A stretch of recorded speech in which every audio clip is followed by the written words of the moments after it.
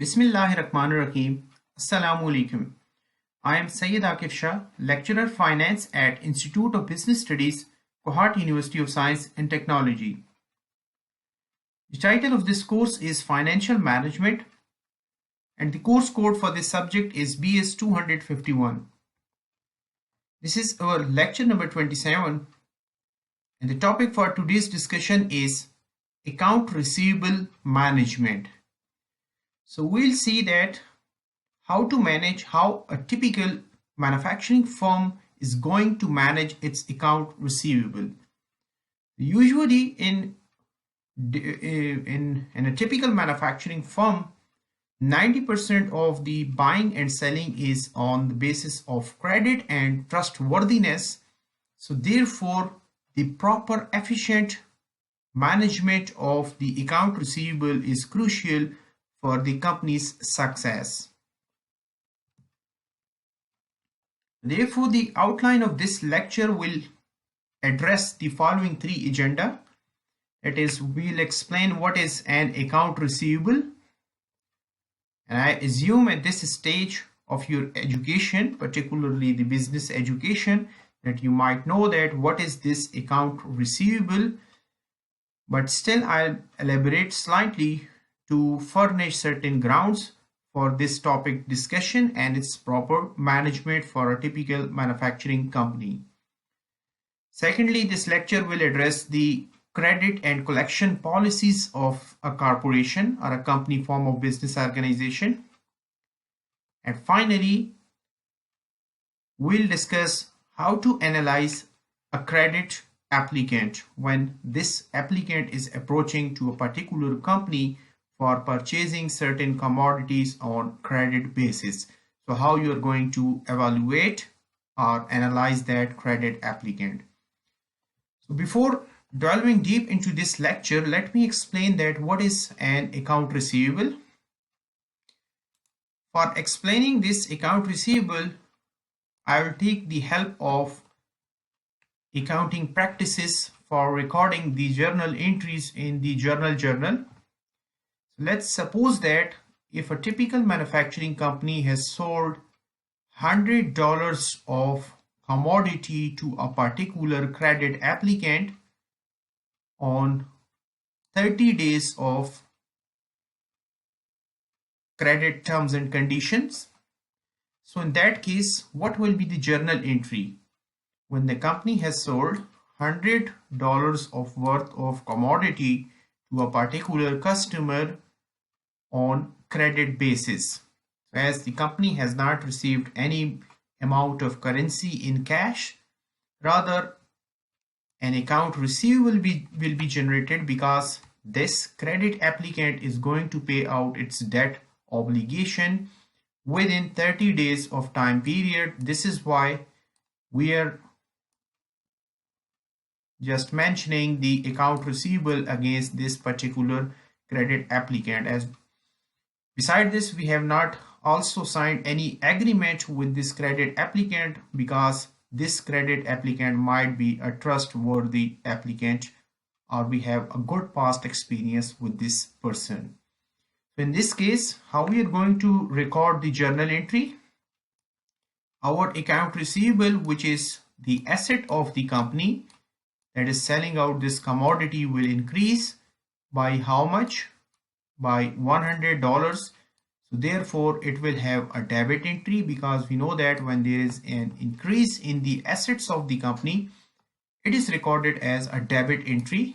So we will debit our account receivable.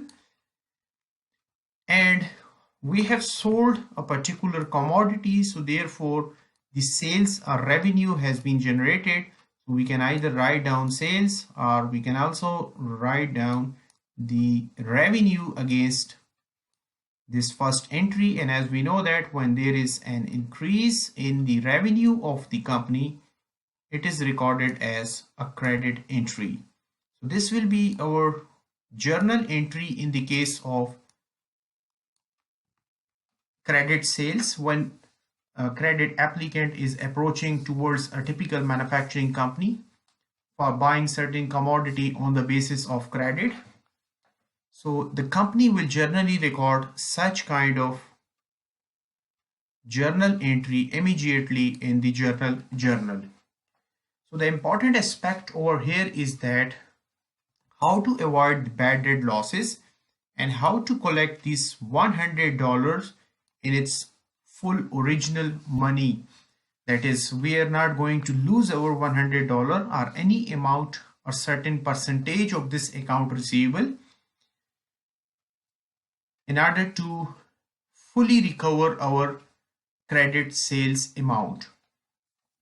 So the basic agenda of this chapter is to address our one of the asset named as just after the cash. It has been mentioned in the balance sheet according to the order of liquidity, and we are interested to manage these account receivable efficiently so that our revenue may be collected in a given time period and it must not be defaulted by those credit applicants.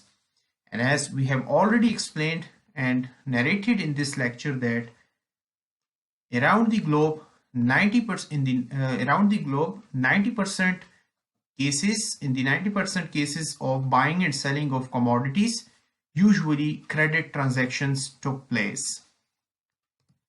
So on the basis of this outline, our learning outcomes for this lecture will be to list the key factors. What are those factors that can be varied? Varied means that we can change in a particular firm's credit policy. Now, what is a credit policy? Definitely a company has a particular specific credit policy that on the basis of which it sanctions its credit sales to the trustworthy customers. So what are those factors which we can change in our credit policy of the company and understand the trade-off between the profitability and cost involved in that case.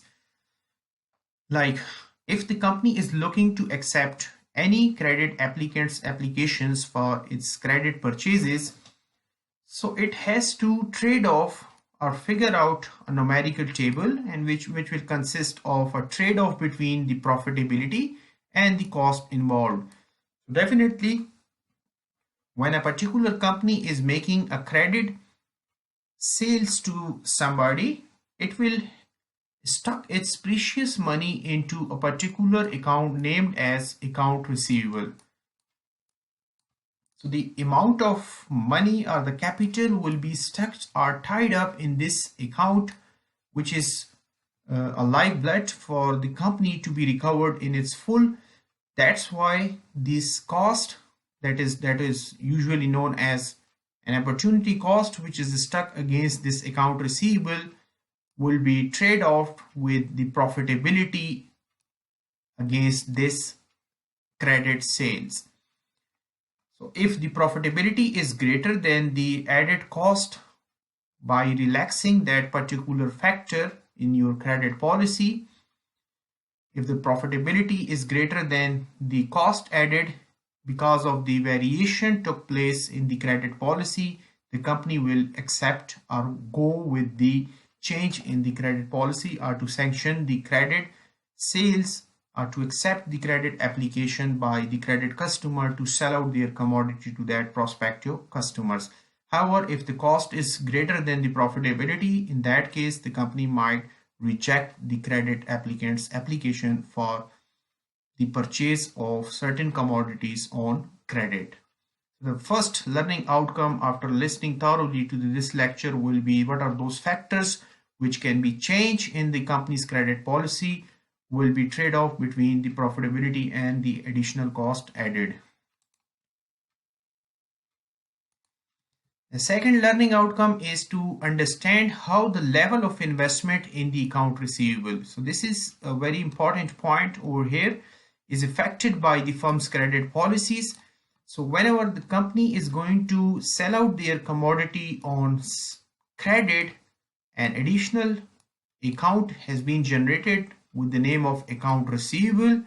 Let's suppose if the company has sold out $100 million of sales, but this sale is on credit. Therefore, the company has not realized any dollar against this sale. In this case, we can say that the company's $100 million has been stuck in the account receivable. So this particular level of investment in the account receivable should be taken care by the companies with their respective credit policies. So whenever there is a credit sales, usually the company's dollar stuck in the account receivable. Therefore, the proper management of account receivable, because we are highly interested that we must not lose a single penny against these account receivable. Rather, in the future or after the credit term, the customer must pay in full. That is, when the customer will pay out this $100 million, we'll debit our cash with $100 and the account receivable against those credit customer will be credited, because one asset has been decreased and the other asset has been increased. So the company's policy is to collect its account receivable, and it should be collected into or received in the form of cash, and there must not be any bad debt losses against the account receivable or the previous credit sales. So in this particular lecture, we'll see how to manage our account receivable and what could be different policies to be offered to the customers so that we can receive our account receivable in our full dollar denominations. Thirdly, they critically evaluate the proposed changes in the credit policies. We're going to alter our credit policies, including the changes in credit standards, credit periods, and cash discount, and what kind of impact these changes will have on our account receivable. And final learning outcome of this lecture, which might be discussed in our subsequent lectures, that is how to analyze the credit applicant. So this particular learning outcome will be discussed in more detail in the subsequent lecture. So let's move ahead and discuss our credit and collection policies of the firm. What are different policies? So usually there are basically four aspects or four factors that have impact on the average collection of the company. And as we have assumed that the company is a manufacturing company, and usually in many cases the sales and purchases took place on the basis of credit. So the purchaser usually approach to the company and requests them to sell out their commodity and give them certain number of days for payment, like 30 days, 40 days, or if the credit applicant is not too much trustworthy for the company, in that case the company usually require that credit applicant to sign a legal agreement with the company. In that case, we usually mention on our balance sheet as notes receivable rather than to mention the account receivable. However, usually this chapter is for account receivable management, so we emphasize our collection on the credit sale to be collected within 30 days. And our main purpose, our main policy will be to expedite the collection over the credit sales to the customers. So usually we have to look at the average collection period to be expedited, and as well as the company's policy is to reduce its bad debt losses against the account receivable. That is, sometimes there are certain customers which usually defer their payments on the account receivable or their credit purchases, and later on turned out into the bad debt losses for the companies if they do not pay in the future. So the first aspect we'll discuss shortly is the quality of trade account. Dear student, trade account means account receivables, because this account is continuously trading for buying and selling of commodities. So from the perspective of a company, when the company is going to sell out their commodity to the customer, in that case, these trade accounts emerge. And he'll discuss in detail that how our policy will impact the trade account or the credit standard of the company. Secondly, the length of the credit periods, like 10 days should be given to the customer to pay out their debt obligation, or 30 days or whatever time period should be given, and what impact this length of credit period will have on the average collection period and as well as on the bad debt losses of the company. Thirdly, the firm's collection programs will be discussed, like how the company is going to collect its account receivable as soon as possible with minimum cost to bear. Finally, the possible cash discount. Companies usually offer certain discount for the early collection or early payments on their accounts receivable. We'll discuss shortly in detail. So let's look at the first aspect, which is shaded over here, that is to discuss the quality of trade accounts and how the firm's credit and collection policies will be addressed under this scenario. First of all, what is a credit standard? Let us define the credit standards. When a particular credit applicant is approaching this company A for buying certain commodity, here we have a credit applicant who is approaching, in short I'm writing down, approaching this company for purchasing certain commodity on the credit basis. So we have to check out that credit applicant on our credit standards, that if this credit applicant qualifies our credit standards, in that case the company is going to give its precious commodity on the basis of credit sales. So what's a credit standard? It is usually the minimum quality of credit worthiness of a credit applicant that is acceptable to the firm.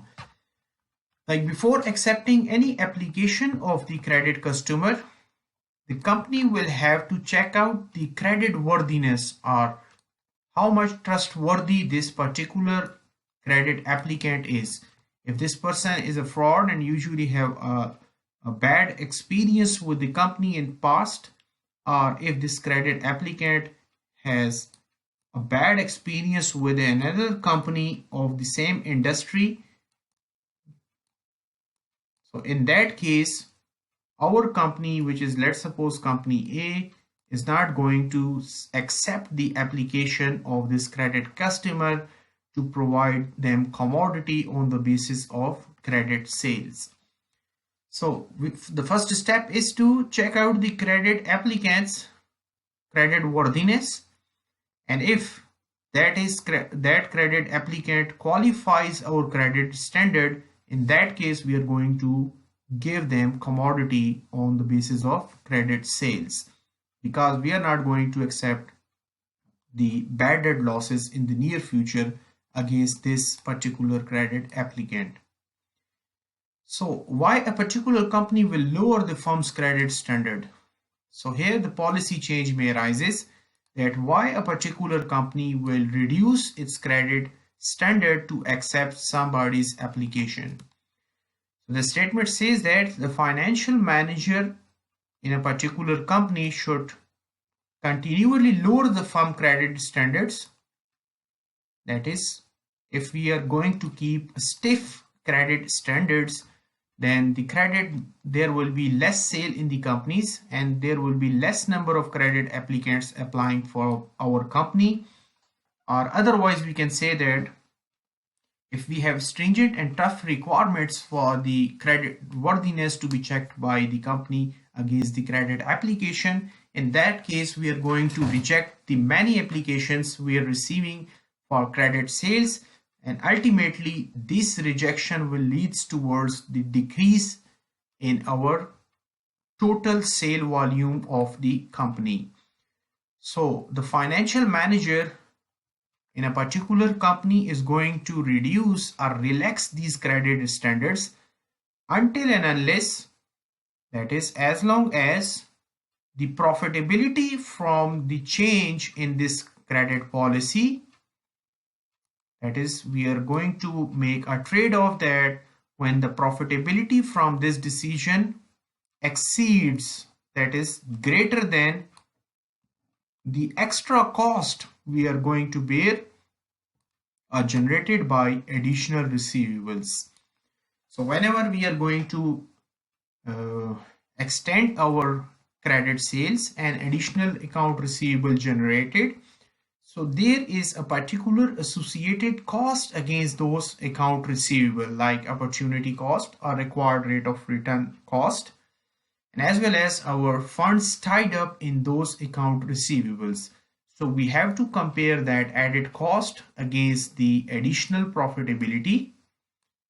And if the profitability of the company is greater than the additional cost, in that case, we are going to reduce, the financial manager is going to reduce the credit standard and to accept the more and more credit applications for credit sales.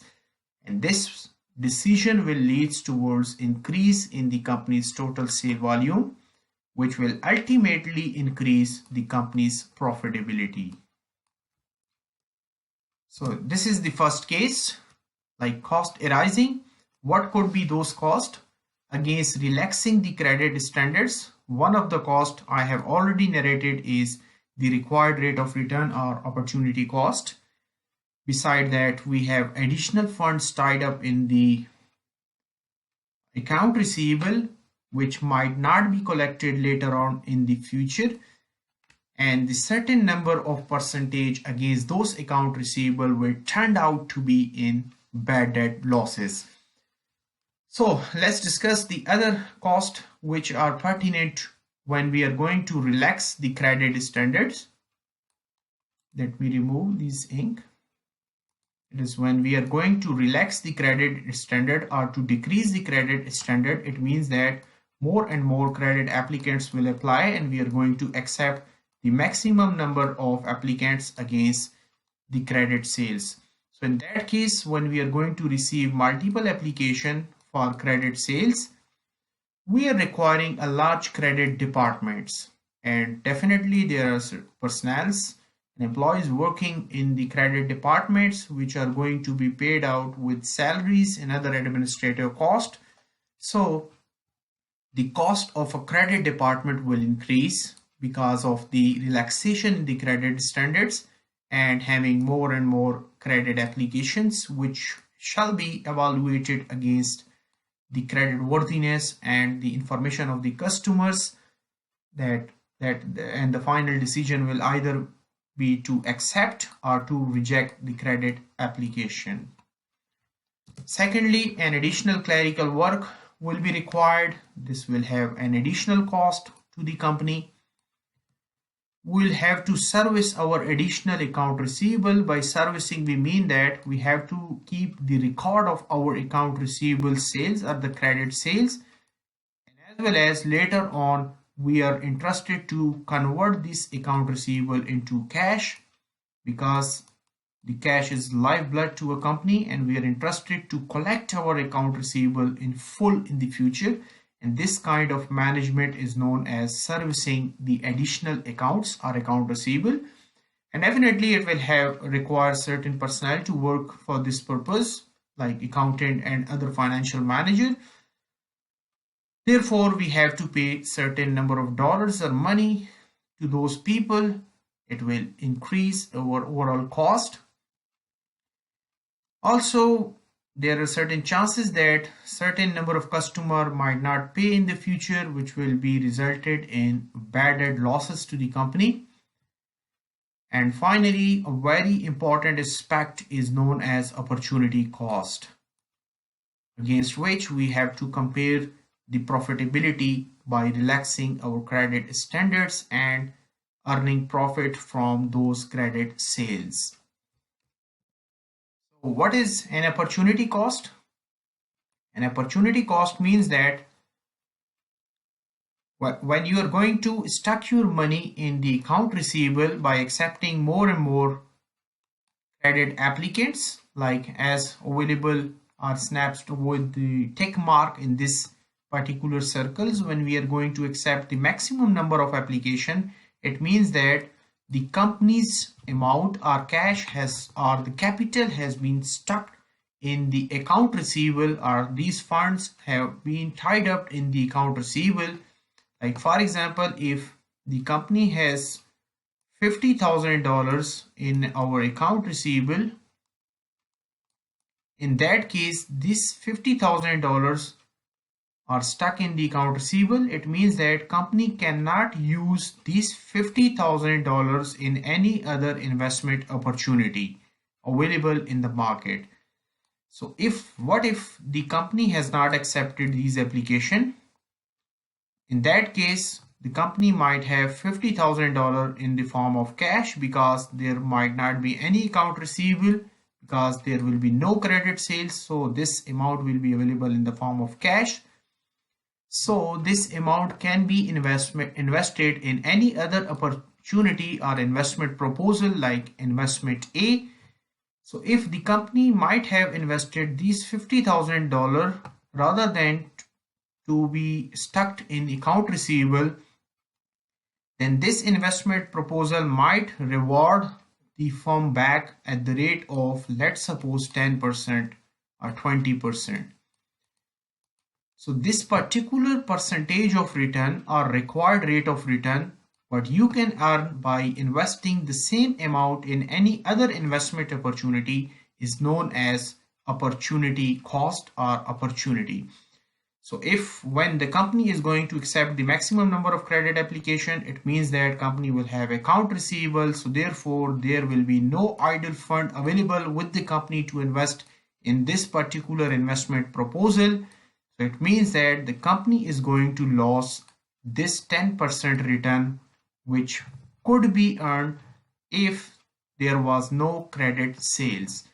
So when the company is going to forgo certain required return or opportunity, that required rate of return or the earning which the company has foregone for this credit sale is known as opportunity cost. It will further be explained with the help of numerical example shortly. So let's take an example of relaxing the credit standards, which will explain all the previous phenomena what we have discussed. So here we have taken an example of Basket Wonder, a company, form of business organization, is not operating at full capacity. It means that still there is certain capacity with the company to enhance its sale volume.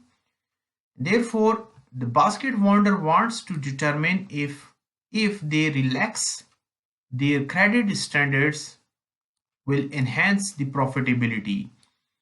So when the credit standards are going to reduce or less stringent, in that case more and more credit applicants will approach this company, and ultimately it will increase the sales volume of the company.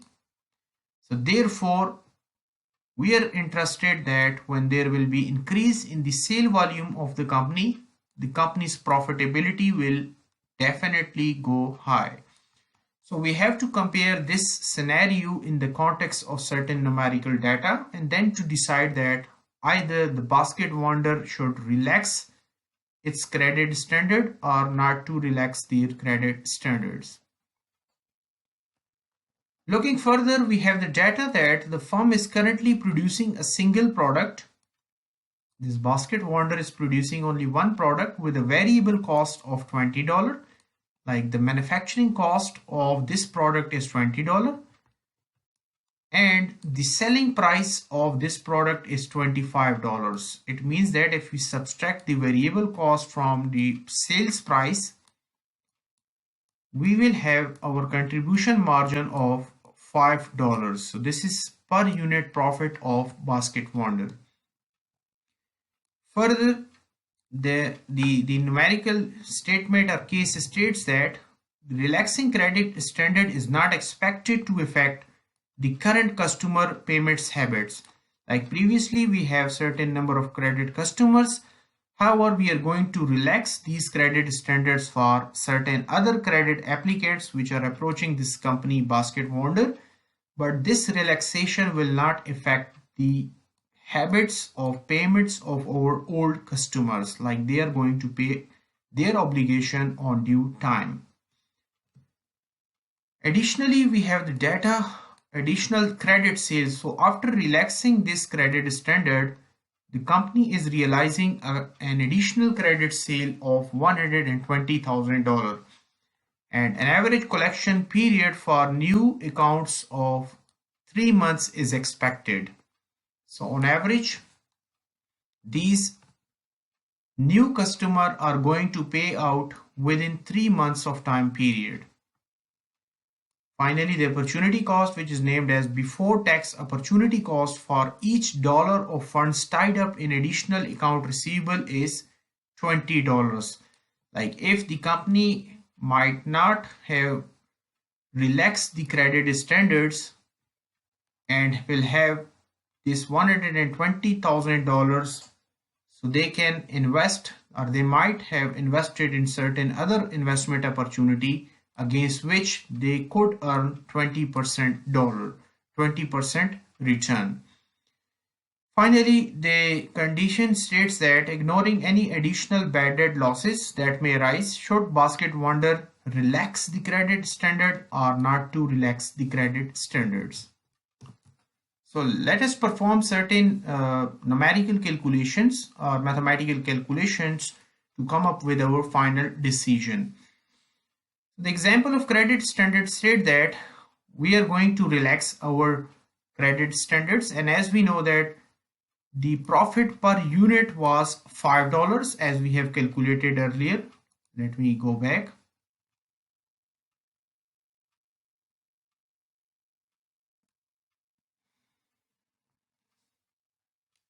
Here we have the contribution margin, like 25 was the unit price and $20 was the variable cost. So therefore per unit profit to the basket vendor is $5. So we have calculated this $5 contribution, and the additional data states that we have, after relaxing the credit standards, the company's credit sale will go up with 120,000.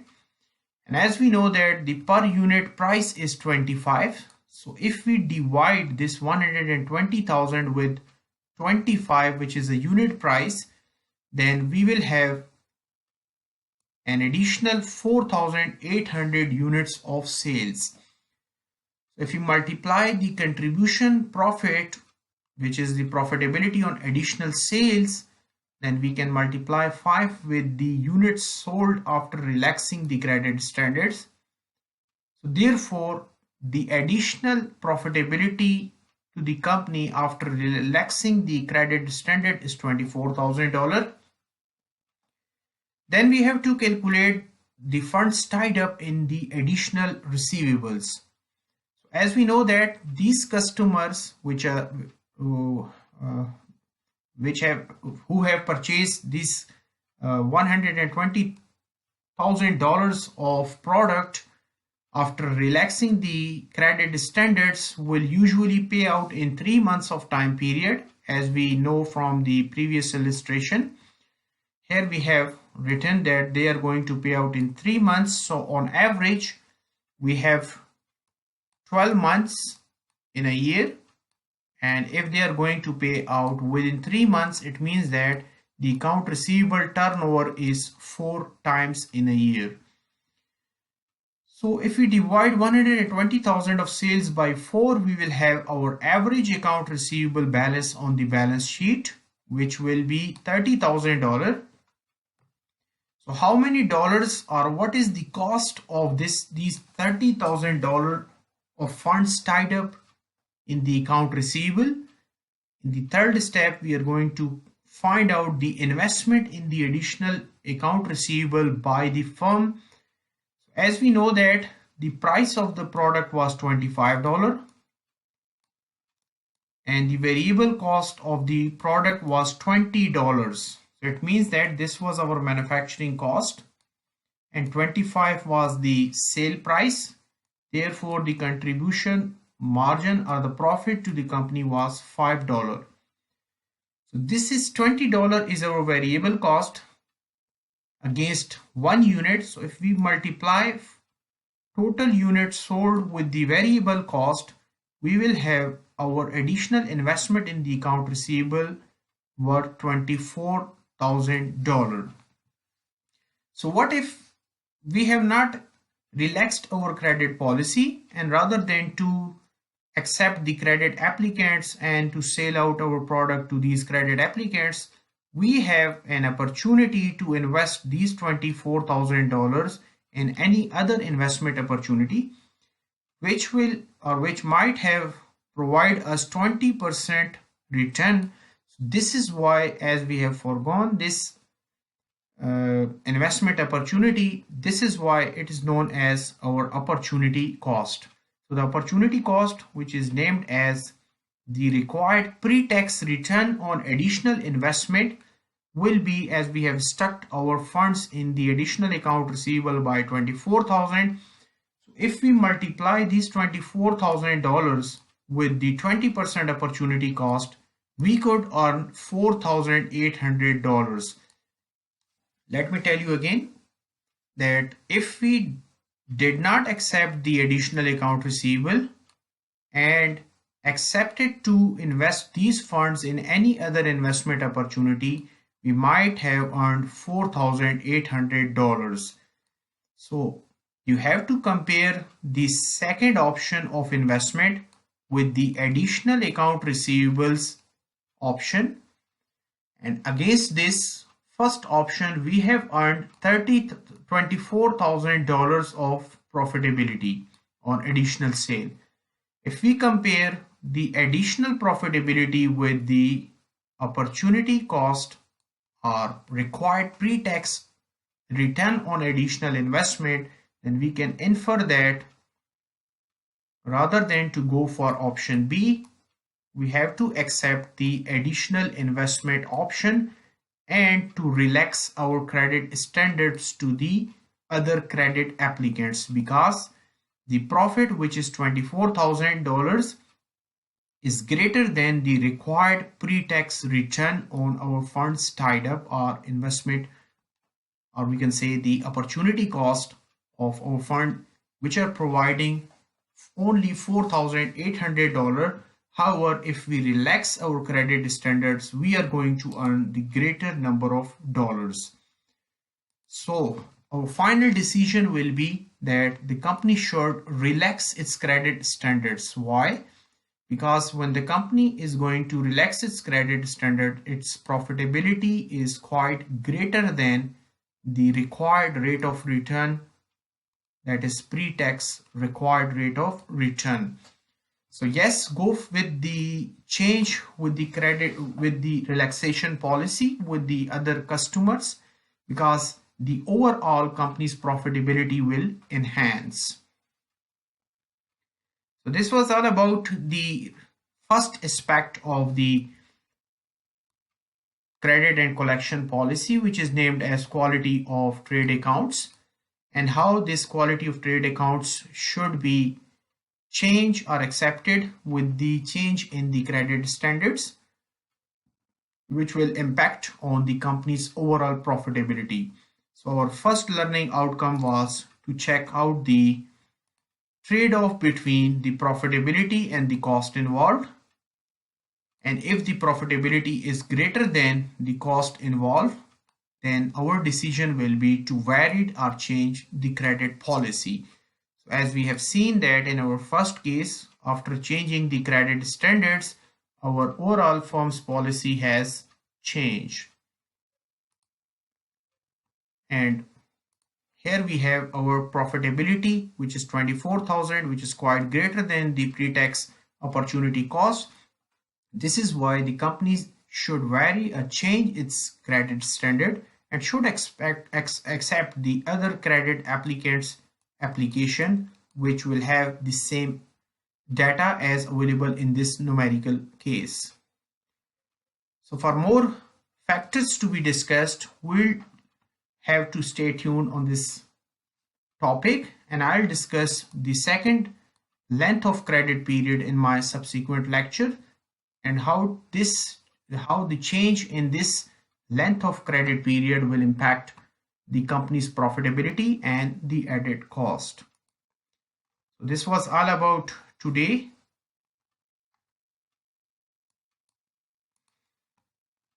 This was a discussion related with the first factor. If you have any confusion, you are free to ask your question. Thank you very much for listening to this lecture.